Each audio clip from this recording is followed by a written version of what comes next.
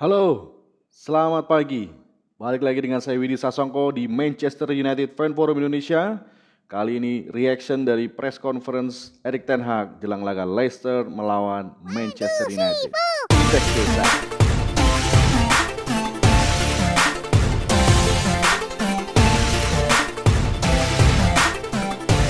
Yes people, what is going on? Ya, balik lagi dengan saya Widi Sasongko. Reaction dari press conference Erik ten Hag jelang laga Leicester City melawan Manchester United yang akan diselenggarakan di King Power Stadium. Ya, interesting. Beberapa pertanyaan sudah dilontarkan oleh para jurnalis. Yang pertama dia ditanya terkait transfer, ya. Terkait transfer, Erik ten Hag menjawab, ya, I think so for this window it will be the end. No more transfers after Dubravka signing, but when there is a great opportunity, you always have to be alert as a top club. Ya, Erik ten Hag ini as usual tidak pernah memberikan clarity terhadap apapun yang dia jawab terkait pertanyaan-pertanyaan dari jurnalis. Ya, menurut dia sih, ya ini udah selesai, transfernya udah selesai dan nggak ada lagi signing setelah Martin Dubravka masuk, ya. Berarti kemungkinan besar tidak ada swap deal antara Aaron Wan-Bissaka dan juga Serginho Dest dari Barcelona.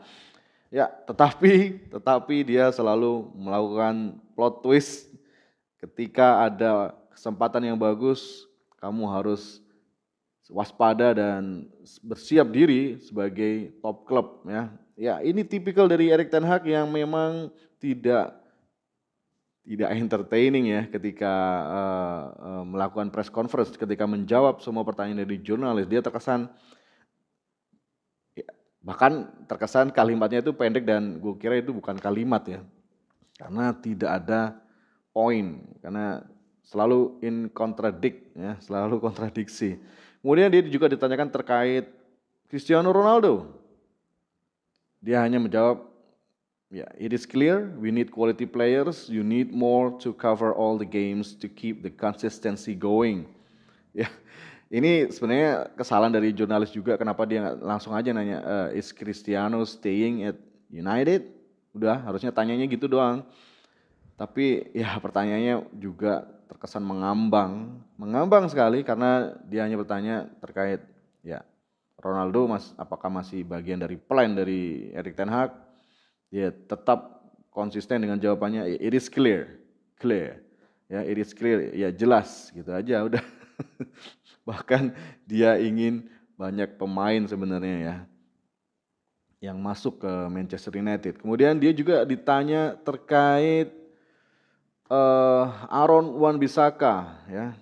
Dan dia dengan tegas mengatakan Bissaka stay, Aaron will stay, this squad will go from September to a minimum January. Jadi ya, Ten Hag akan bekerja dengan skuad yang sudah direkrut yang baru maupun yang lama sampai dengan minimal bulan Januari ya.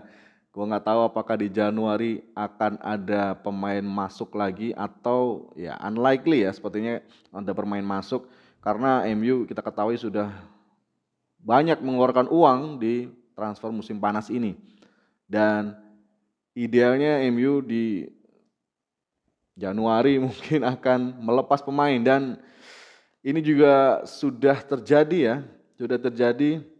Dia melepas Andreas Pereira ke Fulham dengan harga 10 juta pounds. Kemudian diberitakan juga James Garner bukan sepertinya ya, ini sumber dari Fabrizio Romano. James Garner, gelandang defensive midfielder dari Manchester United, ini dijual sekitar 15 juta pounds dan itu pun sudah plus add-ons ya, sudah plus add-ons. Ya gimana ya, bahkan harusnya harganya dia tuh bisa 20-25 ya, 20-25. 20 add-ons 5 juta bisa 25 karena kalau dibandingkan dengan pemain seperti Nottingham Forest itu bisa nilainya sampai 42 juta men. 42 juta dan ya Garner hanya dihargai 15 juta pounds dan itu sudah add-ons, udah plus add-ons ya. Dan di situ juga disertakan bahwa adanya klausa membeli kembali dari Manchester United ya, buyback clause. Dan apabila memang prestasinya bagus, MU bisa membeli pemain ini kembali, oke? Ya, which is shameful ya untuk pemain muda yang berprestasi di Championship membantu Nottingham Forest naik, kemudian ya gue malah dijual.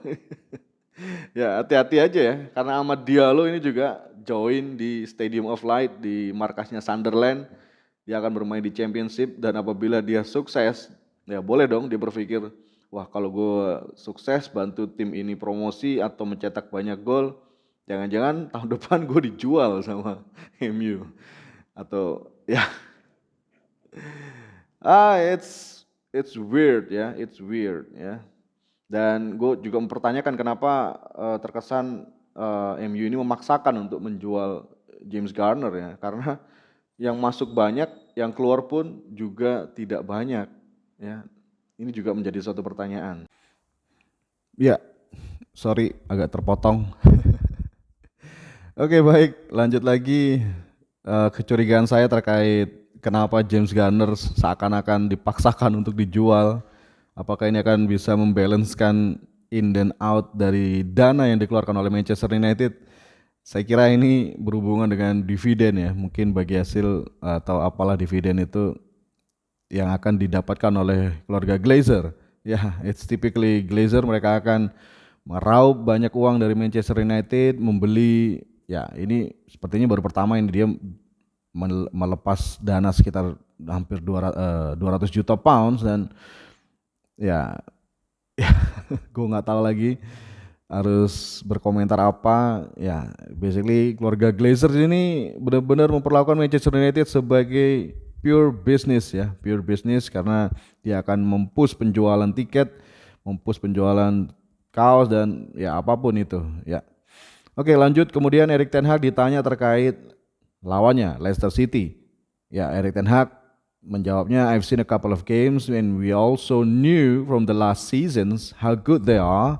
And I think you can also see that in the games they've played to now, their identity is really good to see. They play really football, so we have to be really good to get a result here. Gua kalau ini agak nggak setuju ya, karena as you know Brendan Rodgers ini sedang menghadapi pekerjaan yang sangat berat di Leicester City di musim ini, karena banyak pemain yang kontraknya tinggal 1 tahun lagi dan belum ada kejelasan untuk diperpanjang, dan banyak juga beberapa pemain inti seperti Wesley Fofana seperti contohnya join ke Chelsea dan deal, here we go, dan definitely squad mereka akan tereduksi, di mana update yang saya dapatkan juga James Maddison itu diragukan untuk tampil karena ada cedera hamstring. Ya, ini menarik. Sepertinya pernyataan Erik ten Hag ini hanya terkesan ya respect aja terhadap lawan. Dia tidak mau meremehkan dan tetap ingin skuadnya menganggap pertandingan ini pertandingan yang penting. Oke. Ya, di part 2 press conference yang kita bahas di video berikutnya, dan ya dari semua yang dikatakan Erik ten Hag, definitely dia mengatakan hal-hal yang kita harus mencerna lebih dalam ya, apa maksud dari yang disampaikan oleh Erik ten Hag, dan itu akhirnya menyimpulkan kita harus melakukan kesimpulan-kesimpulan secara pribadi, oke? Dan ya Erik ten Hag is different dari Ralf Rangnick. Kalau Ralf Rangnick dia lebih seperti dosen ya, kalau menjawab lebih fluid, lebih bagus lah. Tidak seperti Erik ten Hag yang penuh misteri dan tidak ingin menjawab dengan clarity yang jelas, oke? Baik, itu dulu yang bisa saya sampaikan terkait reaction press conference dari Erik ten Hag jelang laga Leicester City melawan Manchester United.